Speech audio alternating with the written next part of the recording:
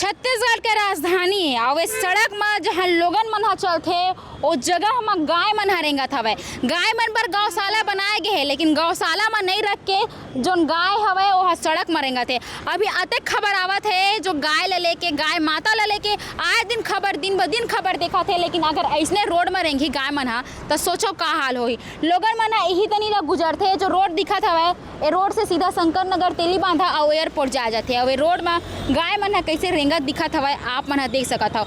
आजकल जो ज़्यादातर जो दुर्घटना होथे ना वह कुत्ता या तो फिर गाय के आए के वजह से लोगन मन ह अपन गाड़ी ले बैलेंस खो बैठथे और सीधा दुर्घटना के शिकार हो जाते। ऐसने ही बहुत से मामला देखे गए हवय और ऐसने ही अभी कुछ उदाहरण आप मन ह देख सकत हो कि कैसे जो रोड हवय, सिग्नल हवय, एमा गाय ह कैसे खड़े हवय। अगर लोगन मन ह जल्दबाजी में जावत हवय और गाय ह आवत है तो ऐसा में गिरे के तो चांस होबेच करही ना।